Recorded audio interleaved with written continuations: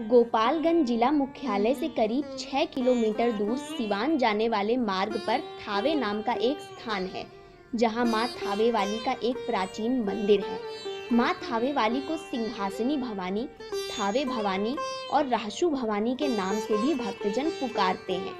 ऐसे तो साल भर यहाँ मां के भक्त आते हैं, परंतु शारदीय नवरात्र और चैत्र नवरात्र के समय यहाँ श्रद्धालुओं की भीड़ लगती है।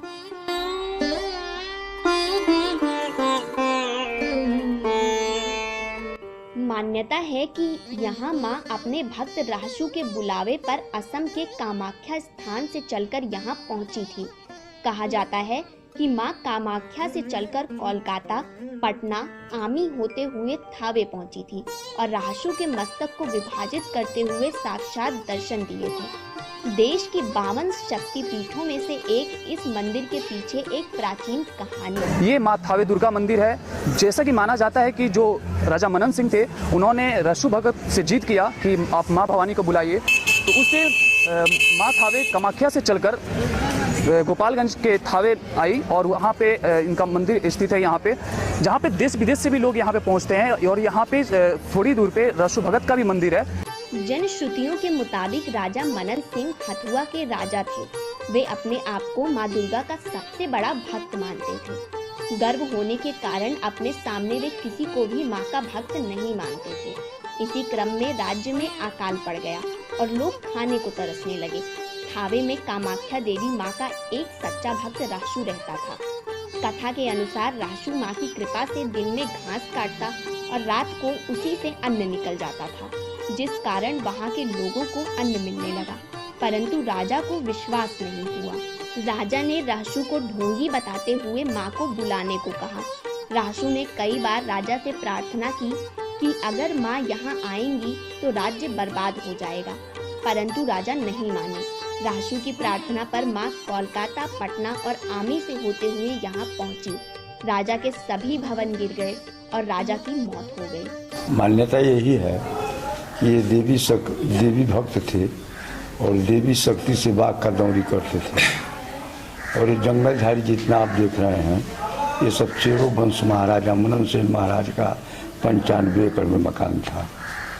इस बाबा के विषय में राजा को मालूम नहीं था, तो अपने गुप्तचर के द्वारा रसु भक्त को भवानीपुर निछापुरी से बुलवाया। बाबा जब आए तो राजा से बोले कि ये बताइए, हमारे राज्य में अकाल पड़ा हुआ है और हमारा रैयत खाने बिना मर रहा है, इतना सुंदर सुंदर चावल कहाँ से ला करके बांटते हो?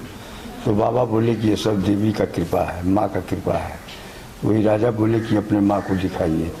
तो यही बाबा ने माँ भगवती का आराधना किया, तो माँ भगवती कामरूप कामाख्या से चली तो कलकत्ता आई, कलकत्ता से पटना, पटना से आमी, आमी से वाल्मीकि नगर, मदनपुर जंगल, पटजिरवा महारानी का स्थान, खनवार पिपरा, घोड़ा घाट, उसके बाद में 7वां स्थान यहाँ पर आकर के माँ अपना मस्तक फाड़ करके रसु भक्त का अपना दहिना हाथ कंगन के साथ में दिखाया और राजा का उसी वक्त में सर्वनाश हुआ और बाबा का उसी वक्त में मोक्ष हो गया।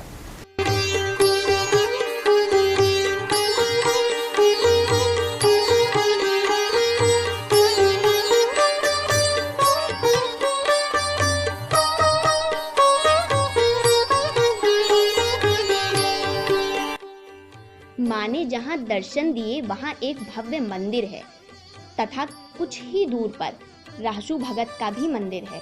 मान्यता है कि जो लोग मां के दर्शन के लिए आते हैं वे राशु भगत के मंदिर में भी जरूर जाते हैं, नहीं तो उनकी पूजा अधूरी मानी जाती है। इसी मंदिर के पास आज भी मनन सिंह के भवनों का खंडहर भी मौजूद है।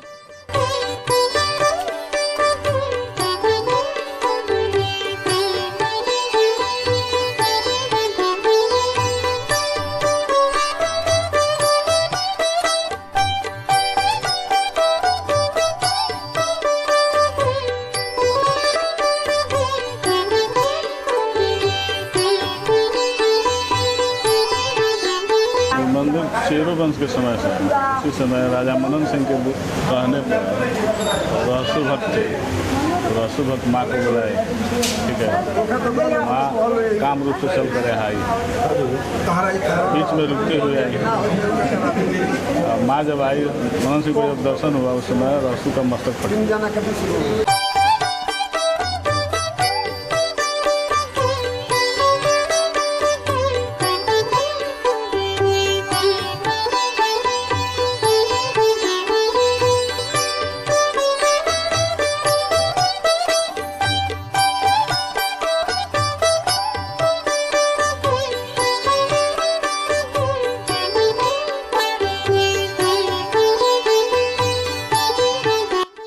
मंदिर के आसपास के लोगों के अनुसार यहाँ के लोग किसी भी शुभ कार्य के पूर्व और उसके पूर्ण हो जाने के बाद यहाँ आना नहीं भूलते। यहाँ माँ के भक्त प्रसाद के रूप में नारियल, पेड़ा और चुनरी चढ़ाते हैं। माँ के दर्शन करना तो दर्शन करना है, और क्या, माँ उनसे बड़ा कोई और चीज़ें होती नहीं है। आप आए कहाँ से? मैं गोरखपुर से आया हूँ।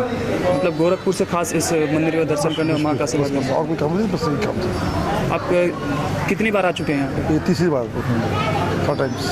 अपना नाम बताइए। मेरा नाम रमेश कश्यप है।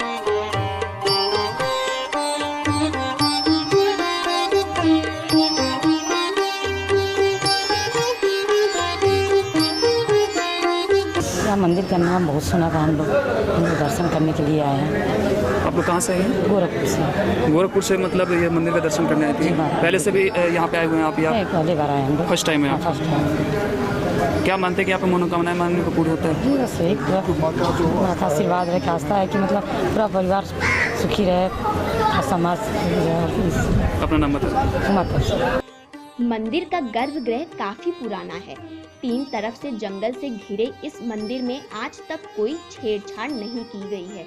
नवरात्र में सप्तमी को माँ दुर्गा की विशेष पूजा की जाती है। इस दिन मंदिर में भक्त भारी संख्या में पहुँचते हैं।